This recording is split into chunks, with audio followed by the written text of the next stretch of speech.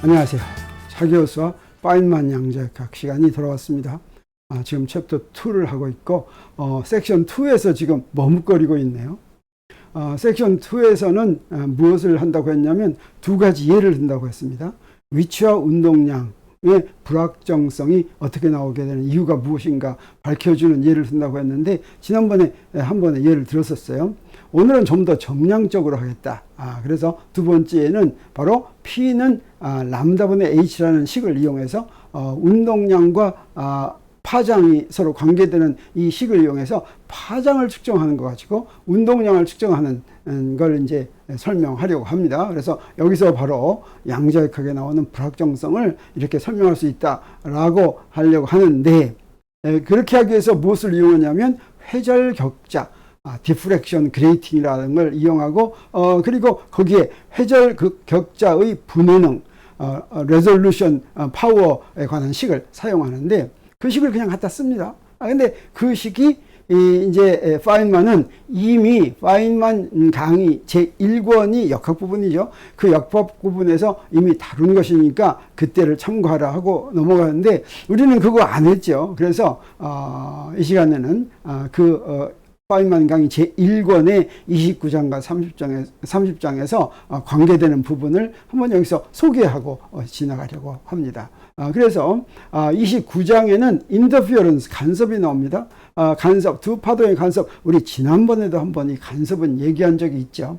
그 간섭을 얘기할 때는 파동을 코사인이나 사인으로 이제 표현하는데, 그때 이제 이용되는 식이 이게 코사인 덧셈 법칙. 코사인 알파 더하기 코사인 베타는 2배의 코사인 2분의 알파 더하기 베타 곱하기 코사인 2분의 알파 마이너스 베타라는 이 식, 이건 잘 알고 있는 식이어야 됩니다. 여러분 이거 아직 잘 모르면 우리 수학에서 이런 코사인의 덧셈 법칙, 사인의 덧셈 법칙 이런 거 한번 복습하기 바랍니다.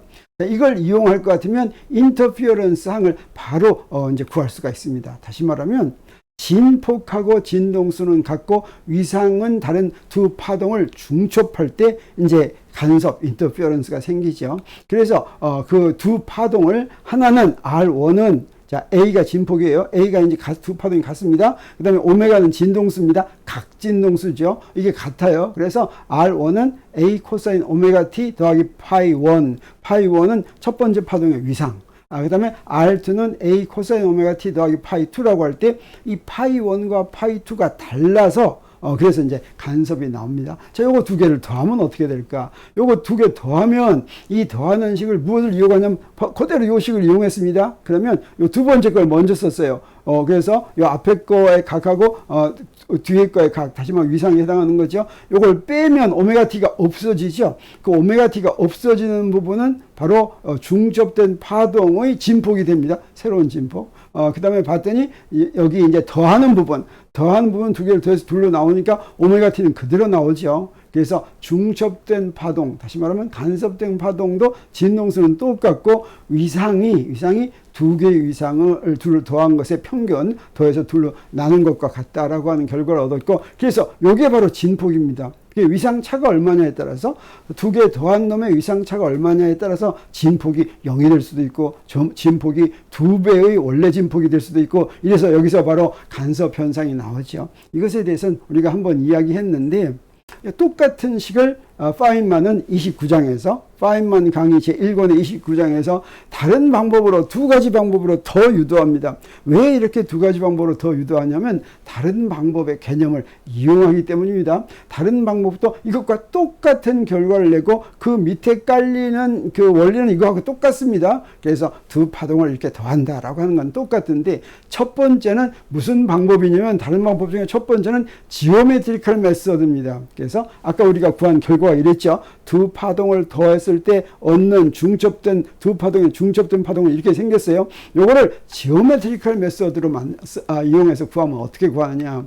여기 x축과 y축이 있고 파동을 벡터로 표시합니다. 그래서 첫 번째 파동의 벡터는 R1이라는 벡터로 표시하고 두 번째 파동의 벡터는 R2라는 벡터로 표시하겠어요. 요거의 크기는 같습니다. 요 두 개를 더하면 어떻게 되냐면 평행사변형법으로 이렇게 더하죠. 더하면 R1과 R2를 더하는 게 R이라는 벡터가 됐다고 한다면, 그리고 요게 전체적으로 각진동수 오메가로 이렇게 이제 돌아가기 때문에 사실은 전체적으로 이렇게 돌아가면서 이제 중첩이 되어서 간섭도 똑같이 일어납니다. 그러니까 오메가 t 하면 빼버려도 상관이 없어요. 서로 위상만 다른 것들에 의해서 더하는 데서 간섭 효과가 나오기 때문이죠. 자, 그러면 이때 지금 돌아가고 있을 때 첫 번째 R1이 X축과 만드는 위상을 파이1이라고 하고, R2가 X축과 만드는 위상을 파이2라고 하겠습니다.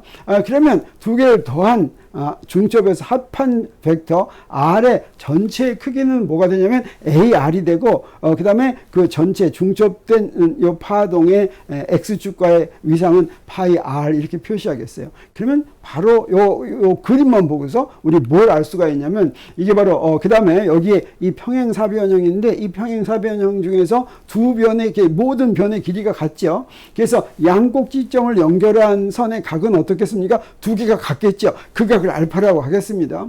그리고 이제 두 벡터의 덧셈을 했는데, 두 벡터의 덧셈에서 성분을 덧셈하지, 벡터는 성분끼리 더할 수가 있죠. 그래서 X축 성분을 그대로 더하면, 그러면 두 벡터를 더한 것의 X축 성분은 AR 코사인 파이 R이 되고, 그 다음에 각각의 성분은 A 코사인 파이 1 더하기 A 코사인 파이 2 이렇게 되겠죠. 그래서 이 우변이 바로 무엇입니까? 우리가 구하는 거죠. 두 개를 합한 저기 있는 R은 A 코사인 파이 1 더하기 코사인 파이 2 이렇게 됩니다. 자, 이걸 더하는데 어떤 방법을 이용하냐면 알파를 먼저 구하겠습니다. 알파는 어떻게 구하면 되겠습니까? 저 꼭지각이 얼마냐면, 꼭지각 봤더니 이 파이 2 빼기 파이 1이 하나의 꼭지각이죠. R2의 위상각이 파이 2고 R1의 위상각이 파이 1이니까 파이 2에서 파이 1을 빼면 꼭지각이고, 그걸 둘로 나눈 게 바로 알파라는 각이 되겠어요.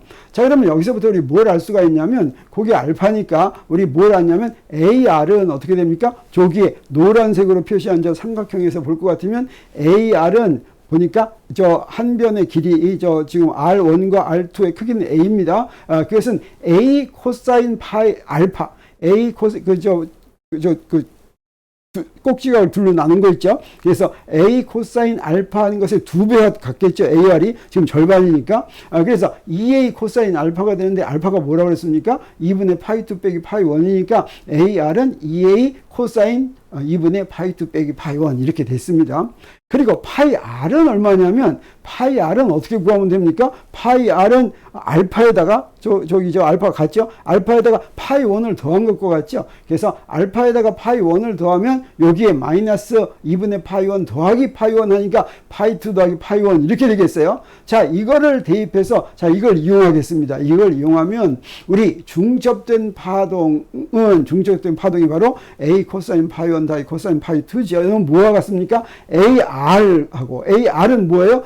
여기서 구했습니다. 2A 코사인 2분의 파이 2 빼기 파이 1이죠. 그 다음에 코사인 파이 R, 파이 R이 얼마입니까? 2분의 파이 2 빼기 더하기 파이 1이죠. 그래서 봤더니 어떻습니까? 요 식하고 똑같은 식을 이렇게 구했죠. 그래서 이런 간단한 지오메트리컬 메소드로 두 개의 파동을 벡터의 덧셈으로 설명을 했습니다. 자, 요거 두 개인 경우에 이렇게 간단해가지고 파동의 중첩을 벡터의 덧셈으로 표시할 수 있다라고 하는 걸 우리 알았는데, 이 방법을 우리 회절을 구하는데 이용하려고 합니다. 또 다른 방법도 있습니다. 또 다른 방법은 바로 뭐냐면, 이것은 analytic way, 해석적인 방법인데, 이건 복소수를 이용하는 방법이 되겠어요. 그래서 R1을 복소수로 표시합니다. 이 복소수의 실수 부분이 코사인 파이 1 이렇게 되죠. 그래서 A exponential I 파이 1, 이거 R2는 A exponential I 파이 2 이렇게 표시하겠어요. 그러면 두 개를 중첩한 것의 복소수는 어떻게 표시가 되냐면 R1 더하기 R2 이렇게 되겠죠. 이렇게 더하는 것을 어떻게 하냐면, 자, 더한 놈의 크기를 AR이라고 하고, 그렇죠? 중첩된 파동의 진폭은 AR이죠. 그것의 위상을 파이 R이라고 할 것 같으면 이 파이 R을 우리 간단하게 구할 수가 있습니다. 무엇으로 구할 수가 있냐면 R이라는 복소수의 절대값으로 구할 수가 있겠어요.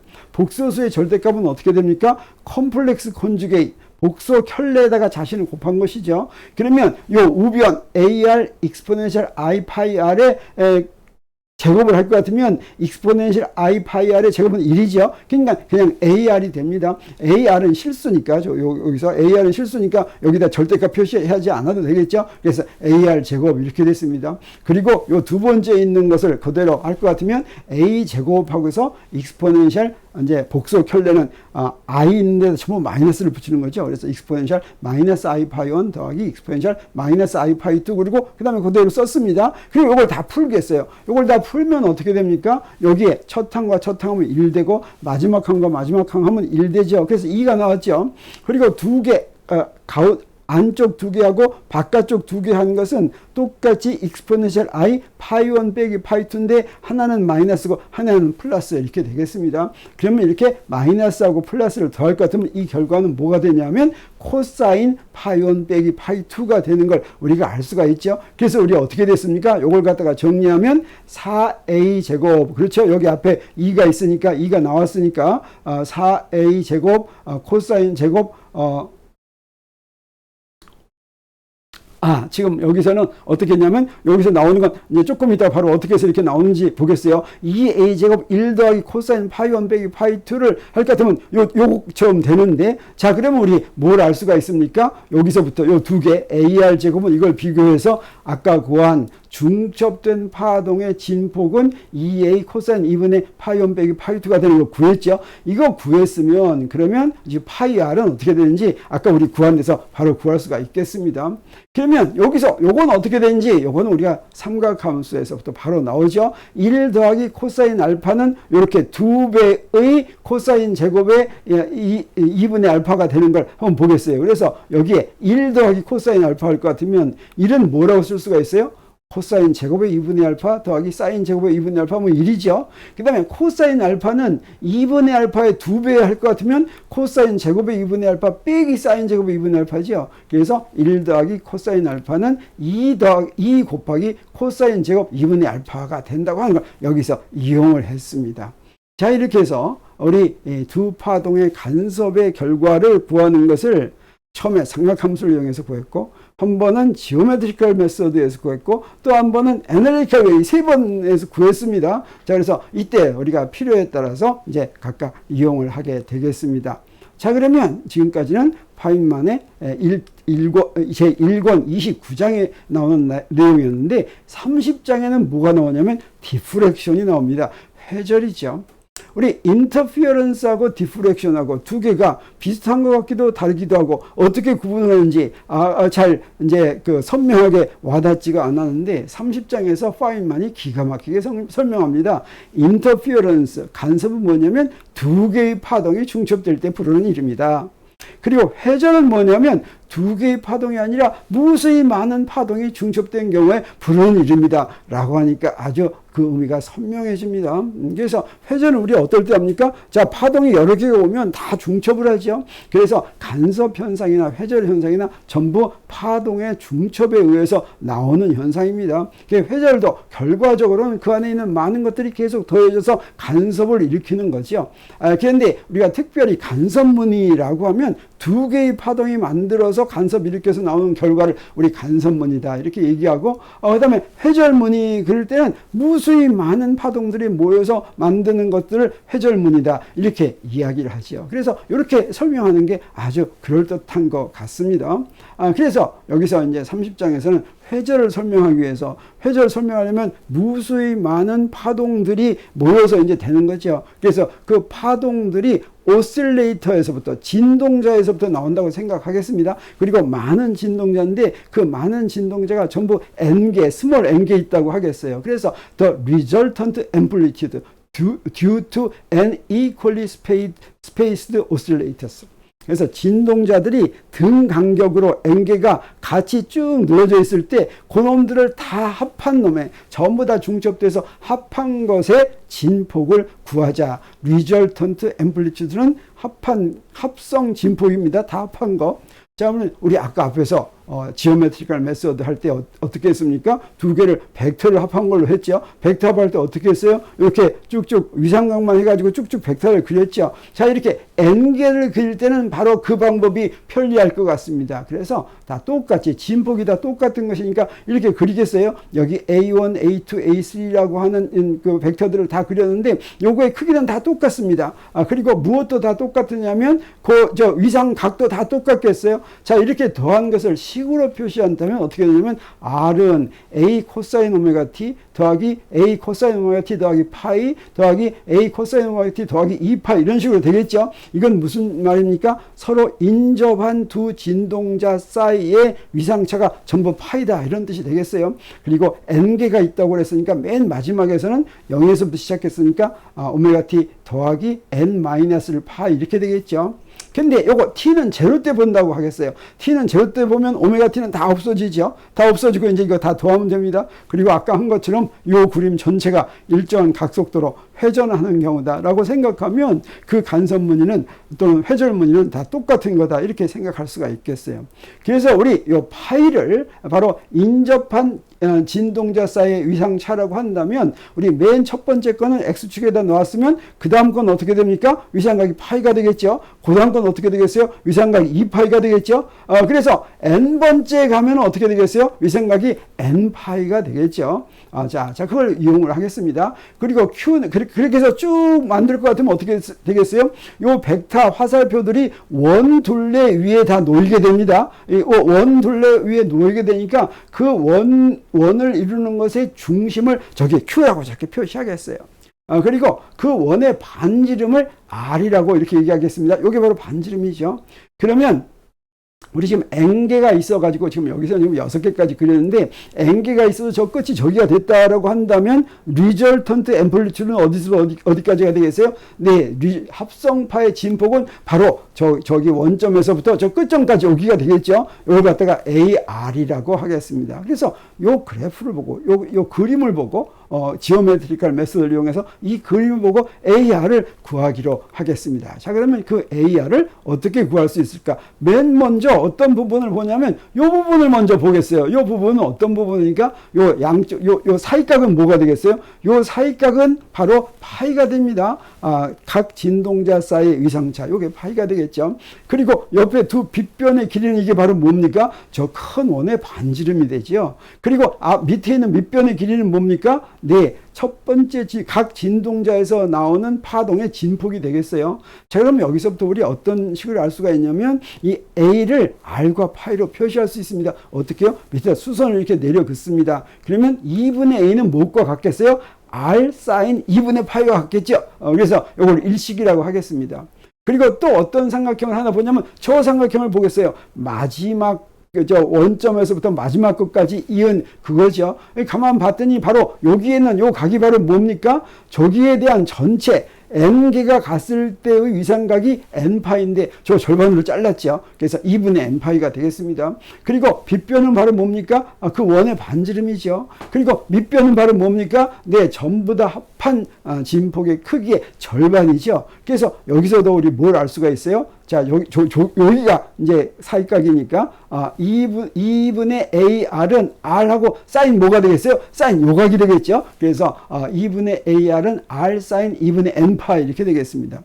근데 여기서 지금 R은 우리가 필요 없으니까 R을 소구하려면 어떻게 하면 되겠어요? 2식을 1식으로 나누면 R이 없어집니다. 그래서 우리 어떻게 구했냐면 AR 나누기 A는 사인 2분의 파이분의 사인 2분의 N파이 이렇게 됐죠.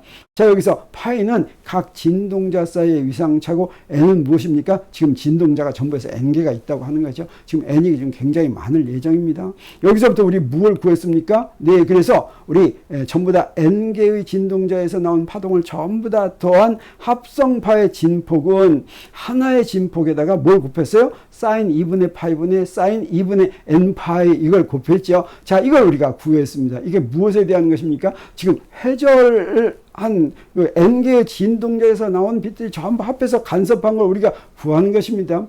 자, 이것의 세기는 우리가 어떻게 구할 수가 있냐면 이건 나중에 이제 이렇게 해서 그리게 되는데 요건 진폭이니까 세기는 요것의 제곱이죠. 그래서 세기 i는 i 제로 I 제로 하고서 I 제로가 A의 제곱이 되겠어요. 그 A의 제곱은 바로 뭐가 되겠어요? 진동자 하나에서 나오는 파동의 세기가 I 제로가 되겠습니다. 그리고 사인 제곱 2분의 파이분의 사인 제곱 2분의 n 파이 이렇게 되는 거 우리가 알 수가 있는데, 그러면 첫 번째 맥시멈, 자 여기 있는 게 첫 번째 맥시멈이죠. 이 첫 번째 맥시멈은 어디서 나왔습니까? 이건 어디서 나왔냐면 파이가 0일 때죠. 다시 말하면 모든 진동자들의 위상차가 전부 다 똑같으면, 위상차가 없으면 어떻게 되겠습니까? 이거는 우리 벡터로 표시할 때는 전부 일렬로 쫙 가 있는 거죠. 일렬로 쫙 가면 전부 다 어떻게 돼요? 전부 다 컨스트럭티브하게 서로 중첩이 다 돼서 제일 커지지는 거죠. 이게 바로 첫 번째 이제 맥시멈이 된다고 하는 걸 우리가 알 수가 있겠습니다. 근데 여기서 첫 번째 맥시멈일 때 파이는 0이니까, 파이는 거의 0에 가까우니까 우리 어떤 근사식을 쓸 수가 있냐면, 세타가 1보다 작을 때 사인 세타는 세타와 같다, 이런 거 많이 쓰죠. 사인 세타는 그냥 세타라고 놓을 수가 있습니다.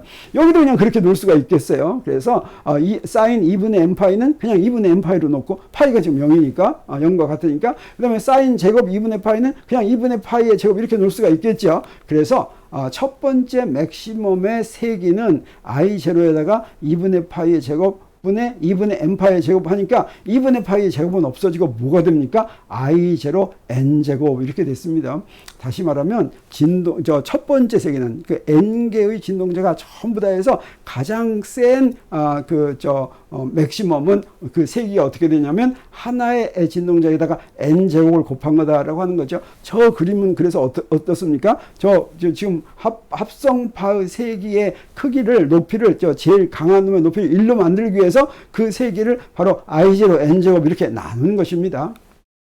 자, 그러면 두 번째 맥시멈은 어떻게 될까? 두 번째 맥시멈은 어디서부터 나오냐면 2분의 사인 n파에서 파이가 0일 때고, 그래서 파이가 0일 때는 첫 번째 맥시멈이 나왔는데, 그 다음에는 어떻게 돼야 되겠어요? 요 사인 값이 1이 돼야 되겠죠. 그래서 사인 값이 첫 번째로 1이 될 때는 바로 언제냐면 사인 2분의 n파이가 2분의 3파이가 될 때가 바로 1이 되겠죠. 2분의 3파이가 바로 몇 도입니까? 파이가 한 번 되면 그건 0이고, 그 다음에 2분의 3파이가 1일 때, 이게 바로 두 번째 맥시멈이 이렇게 되겠습니다. 자, 그러면 2분의 3파이가 이제 될 때니까, 이게 1이면 우리 파이는 어떻게 되겠어요? 파이는 2분의 파이가 2n분의 3파이니까 n이 굉장히 많죠. 그래서 2분의 파이도 굉장히 작다라고 하는 걸 알 수가 있습니다. 그래서 두 번째 맥시멈 우리가 어떻게 구할 수가 있냐면, 여기서 분자는 그냥 1이 됐고 분모가 2n분의 3파이가 작으니까 여기 또 이 근사식 그대로 쓰면 되겠죠. 그래서 I0 하고서 1 하고서 2n분의 3파이를 그대로 2n분의 3파이 제곱을 그대로 썼습니다. 그러면 다시 곱할 것 같으면 어떻게 되냐면 I0 n제곱이 되고, 여기다가 3파이분의 2의 제곱 이렇게 쓸 수가 있는데, 3파이분의 2의 제곱이 바로 얼마냐면 0.045예요. 그래서 두 번째 맥시멈의 세기는 첫 번째 맥시멈의 세기에다가 뭘 곱했어요? 0.045를 곱했다고 하는 것은 약 5% 정도밖에 안 된다라고 하는 그런 뜻이 되겠습니다. 자, 그래서 이렇게 n개의 오실레이터가 있는 경우를 이렇게 계산했는데, 이런 n개의 오실레이터가 있는 것을 일렬로 쫙 진동자를 나열했다고 이렇게 생각하겠습니다. 자, 그러면 그게 바로 이제 디프렉션 그레이팅, 회절 격자로 가는 겁니다. 우리 회절 격자가 뭔지는 조금 이따 설명하겠어요. 그래서 그 진동자를, n개를 이렇게 일렬로 쭉 늘어놨습니다. 그래서 n개 진동자를 늘어놓은 곳에 첫 번째 진동자에서 마지막 진동자까지의 길이를 L이라고 했습니다. 이렇게 늘어놓고 진동자 하나의 간격이 D다 이렇게 하면, 그래서 D는 바로 인접한 두 진동자 사이의 거리가 이렇게 되겠어요. 이런 회절 격자를 우리가 어디서 보냐면, 이건 아직은 이제 회절 격자를 이렇게 설명하려고 하는 것인데, 이런 진동자가 n개가 일렬로 되어 있는 걸 위에서 봅니다. 위에서 보는데 법선에서부터 세타만큼 이렇게 있을 때 본다고 그래서 세타만큼 기울여져서, 그러면 이 진동자에서 온 것들이 경로차가 생기게 되겠죠. 그래서 법선에서부터 세타만큼 이렇게 바라본 각이라고 하고, 그 다음에 두 진동자 사이의 위상차를 파이라고 하면, 그 위상차는 어떻게 구할 수가 있냐면 경로차를 위상차로 바꾸는 겁니다. 그래서 한 파장에 경로차가 있으면 위상은 2파이만큼 생기는 거죠. 그래서 요거 인접한 두 개의 진동자를 조금 확대해 보겠어요.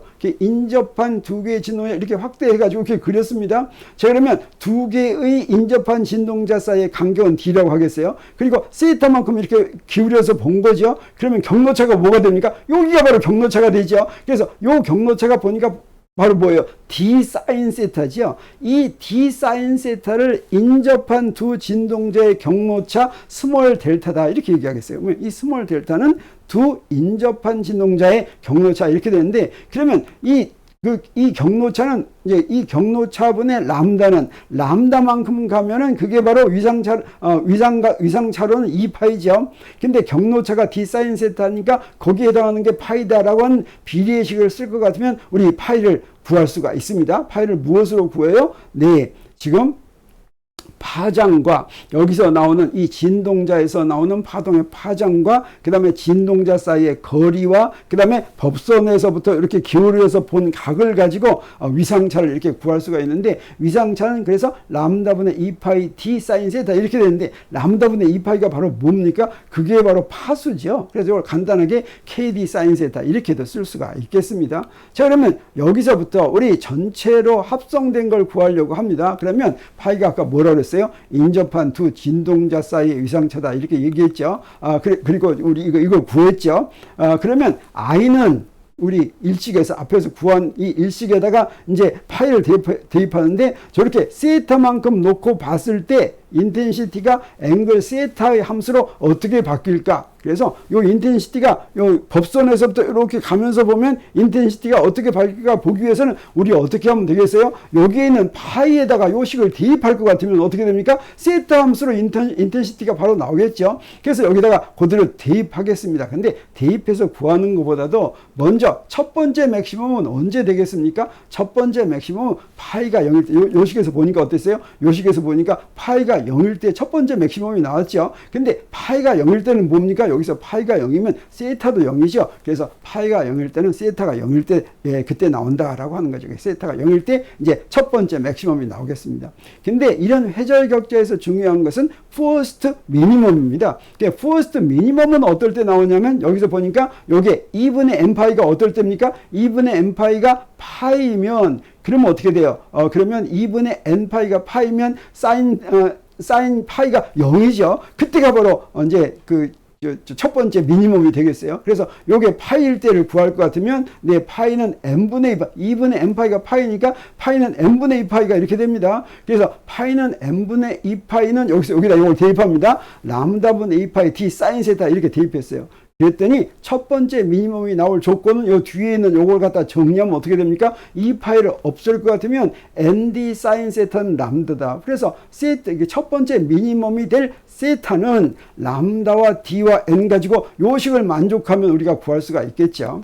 자, 그래서 그렇게 하나 구해놨습니다. 퍼스트 미니멈은 ND 사인 세타는 람다다라고 하는 것이고, 이때 ND는 뭐에 해당하겠습니까? D는 진동자, 두 진동자 사이의 간격이죠. 그 다음에 정부에서 그 진동자가 몇 개 있다고 그랬어요? N개 있다고 그랬죠. 그러니까 ND가 바로 뭐가 되겠어요? 이 전체 길이가 되겠죠. 그래서 ND는 L이 되겠습니다. 근데 이 L 사인 세타 하면 바로 뭐가 되겠어요? 요 델타가 되죠. 그건 무슨 얘기입니까? 첫 번째 진동자, 저 왼쪽에 있는 첫 번째 진동자하고 마지막 진동자 사이의 경로차가 델타죠. 그 경로차가 바로 무엇과 같으면, 그 경로차가 람다와 같으면 그러면 퍼스트 미니멈이 된다라고 하는 것인데, 이 모든 그 진동자들의 그 파동을 다 더했을 때 그곳의 경로차가 람다라고 하는 건 그것의 경로차가 2파이라고 하는 거죠. 우리 아까 지오메트릭 메소드로 요 경로차 전부 다 한 게 2파이가 되면 어떻게 되겠어요? 제자리로 돌아오죠. 제자리로 돌아오면 리절턴트의 진폭, 리절턴트 앰플리튜드가 얼마가 되겠습니까? 0이 되겠죠. 그래서 N 진동자의 총 위상차가 2파이면 그때는 미니멈이 된다고 하는 걸 우리가 알 수가 있겠습니다. 그래서 그 미니멈이 되는 거 우리 뭘 구할 수가 있냐면 저 일식에서 바로 구할 수가 있는데, 근데 또 하나 미니멈이 될 때 이렇게 구했죠. 그 다음에 세 개는 이렇게 되는데, 이 식의 특징을 보면 어떤 특징이 있냐면 저기에 파이에다가 무엇을 대입해도 되냐면 이 파이의 배수를 이제 집어넣을 것 같으면 저 파이에다가 0 집어넣어도 맥시멈이 되고 2파이를 집어넣어도 맥시멈이 되고 그 다음에 4파이를 집어넣어도 맥시멈이 되고 그런 일이 벌어지죠. 그래서 맥시멈 세개의 파이 값은 파이가 2파이 m, 다시 말하면 2파이의 정수배, m이 012 이렇게 된다는 거 우리가 알 수가 있습니다. 다시 말하면 파이는 람다분의 2파이 d 사인 세타인데 맥시멈 세개의 조건은 바로 그것이 이 파이가 무엇과 같아요? 2파이 m과 같다고 하는 겁니다. 그래서 2파이 m은 람다분의 2파이 d 사인 세타를 만족하더라도 만족하면 바로 맥시멈이 되죠. 맥시멈이 되는 거는 하나만 있는 것이 아니라 맥시멈이 여러 가지가 있고 m에 따라서 여러 개가 있을 수가 있습니다. 그래서 여기서도 2파이를 지울 것 같으면 어떤 식이 나오냐면 그 맥시멈이 될 조건은 d 사인 세타는 m 람다 이렇게 되고 m이 0일 때, m이 1일 때, 이럴 때 맥시멈이 되는 걸 알 수가 있어요. 그래서 우리 이제 일렬로 쭉 놔둔 그런 진동자의 경우에 두 가지를 우리가 구했습니다. 하나는 뭘 구했냐면 퍼스트 미니멈 되는 거 구했어요. 퍼스트 미니멈 되는 조건은 ND 사인 세타는 람다였습니다. 그리고 맥시멈들은 여러 개 있었죠. 그런 건 m 값에 따라서 다 달랐습니다. d 사인 세타는 m 람다 그랬죠. 이 퍼스트 미니멈이 되는 거하고 맥시마가 되는 거하고 어떻게 보면 비슷한 것 같죠. 근데 여기에 저 n은 바로 뭐냐면 진동자의 숫자인데 여기는 진동자의 숫자는 없죠. 그래서 그것만 빼면 d 사인 세타는 람다인데 여기는 m이 있습니다. 이 m은 무엇입니까? 맥시마 중에서 m은 0일 때, 첫 번째 맥시마, m은 1일 때, 두 번째 맥시마, m은 2일 때, 세 번째 맥시마 이렇게 되는 거죠. n은 전체 진동자 수고. 그래서 요걸 한 번 더 정리를 해야 되겠습니다. 그래서 퍼스트 미니멈에서는 어떻게 했냐? ND 사인 세타는 람다인데 이때 ND가 바로 뭐였어요? L이었죠. 여기서부터. 그래서 L 사인 세타는 델타라고 하는 거였고 이것의 의미는 바로 무엇이었냐면 양쪽 끝 진동자, 맨 첫 번째 진동자하고 마지막 진동자 사이의 경로차 델타가, 이게 곧 델타죠. 델타가 람다면 모든 진동자의 기호가 전부 합해서 0이 되는 경우, 이게 바로 퍼스트 미니멈이었습니다. 이 델타가 2람다면 그다음에 세컨드 미니멈 또 나오겠죠. 근데 이 세컨드 미니멈은 세기가 굉장히 약해서 거의 안 보입니다. 자, 그리고 맥시마는 어떻게 되냐? 맥시마는 d 사인 세타는 m 람다를 이용했는데 이때 이 m 람다는 무엇과 같냐면 m 람다는 무엇과 같냐면 저 델타입니다. 아까 했었죠. 두 진동자 사이의 경로차, 두 진동자 사이의 경로차가 스몰 델타인데 이 스몰 델타가 람다일 때 그때 이제 맥시멈이 됐죠. 이게 0일 때 맥시멈이 됐죠. 그게 람다일 때도 맥시멈이 되고 2람다일 때도 맥시멈이 되고 3람다일 때도 맥시멈이 된다라고 하는 거죠.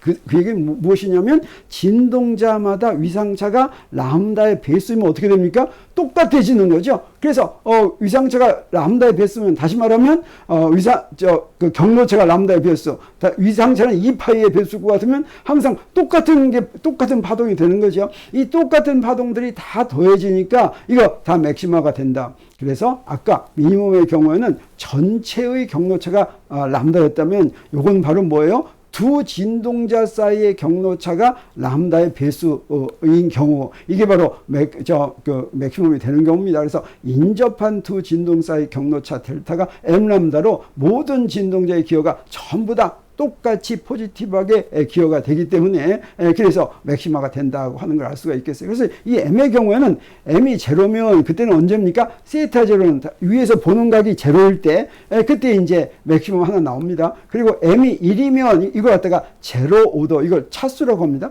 제로 오더 빔이라고 하고 m은 1이면 어떻게 하냐면 세타 1은 바로 이 식, 저 식을 만족해야 되겠죠. 요 식에서부터 m이 1일 때 세타는 아크 사인 d분의 람다일 때 세타 1, 거기서 이제 또 이제 샌빗이 나옵니다. 이걸 뭐라고 부르냐면 퍼스트 오더 빔이다 이렇게 부릅니다. 그 다음에 m이 2일 때는 어떻게 합니까? 세타 2는 아크 사인의 d분의 1람다 이렇게 되겠죠. 이건 세컨드 오더 빔 이렇게 부르게 되는 것이죠. 자, 그러면 바로 이게 회절 격자를 설명하려는 이론인데 회절 격자로 들어가겠습니다. 회절 격자, 이건 지금 우리가 진동자를 얘기했는데 빛이 바로 진동자라고 생각할 수가 있겠죠. 회절 격자는 어떻게 만든 것이냐면 이렇게 만든 겁니다. 회절 격자를 디프렉션 그레이팅이라고 얘기하는데 디프렉션 그레이팅은 무엇으로 이루어졌냐면 플레인 글래스 쉿입니다. 판유리. 판율인데 투명한 판율이에요. 그 다음에 색깔도 없어야 됩니다. 거기다가 스크래치를 그립니다. 홈을 파는 거예요. 홈을 파는데 직선으로 홈을 팝니다. 직선으로. 그래서 there are often several hundred scratches to the millimeter. 1mm의 수백 개의 줄을 평행한 길을 그리는데 어떻게 그려야 되냐면 굉장히 주시면서 그려야 돼요. 왜? 그 줄들 사이의 간격이 전부 다 똑같아야 됩니다. 그래서 very carefully arranged to be equally spaced. 그러면 이게 바로 회절격자가 되고 그 줄 하나하나가 진동자 하나하나의 역할을 한다고 하는 거죠. 그래서 우리 앞에서 n개의 진동자가 있을 때하고 똑같은 결과를 여기서 이렇게 얻는데 여기 회절격자가 이렇게 있고 거기에 왼쪽에서부터 백색광을 보낸다면 여기에 다른 빛을 보내도 좋죠. 근데 백색광을 보내면 어떻게 되냐? 백색광은 여러 개의 파장들이 전부 다 모여 있는 경우죠. 근데 여기에 M은 제로일 때는 모든 파장들이 여기서 M은 제로에서는 다 첫 번째 맥시멈이 되죠. 그래서 다시 다 모이니까 이건 그대로 백색이 됩니다. 근데 여기에 first order 이제 빔이 여기 나올 때 어떻게 되냐면 파장에 따라서 그 빔이 맥시멈인 각이 조금 달라지겠죠. 그래서 빨주노초 파남보에서 보라색이 파장이 제일 짧으니까 제일 작은 세타에서 보라색이 나타납니다. 그리고 가장 큰 각에서는 빨간색이 나타나요. 그래서 여기 지금 백색광을 그 회절격자로 보낼 것 같으면 이렇게 무지개색이 다시 나타난다고 하는 거죠. 이게 바로 퍼스트 오더 레인보가 나타난다. 이렇게 얘기할 수가 있고 여기 조금 흐리지만 세컨드 오더 레인보가 나타나고 더 이제 퍼져 있습니다. 양쪽으로 이렇게 나타나는 걸 우리가 알 수가 있습니다. 자, 이렇게 해서 우리 회절격자에 대한 이론을 이제 알았는데 우리 이제 여기서 파이먼 상권에서 지금 이용할 건 뭘 이용하냐면 resolving power of grating을 이용합니다. 회절격자의 분해능이라고 하는 건데 자, 아까는 백색광을 보냈더니 어때요? 빨주노초 파남보로 이렇게 분리가 됐죠. 근데 이 두 색깔, 그러니까 두 개, 노란색하고 초록색만 이렇게 노란색하고 파란색만 보낸다. 그러면 두 개를 합해서 보내면, 그러면 이게 초록색으로 보내는데, 그레이팅을 이렇게 통과시킬 것 같으면, 회절격자를 통과시킬 것 같으면, 노란색과 파란색이 분리돼서 보입니다. 왜? 파장이 다르니까. 근데 이게 아주 비슷한 파장을 갖고 있는 두 개의 빛을 갈 것 같으면 이 회절격자가 그 두 개를 분리할 수 있을 것인가 없을 것인가 하는 게 바로 이게 회절격자의 분해능이다. 이렇게 얘기할 수가 있겠고 회절격자가 두 파동의 파장을 구분해내는 능력이다. 이렇게 얘기할 수가 있는데 그 구분해내는 그 기준을 뭐라고 얘기하냐면 레일레이가 말했습니다. 레일레이 크라이테리언. 이 레일레이 크라이테리언은 여기 이제 파장이 두 개인 파동을 보냈다고 하겠어요.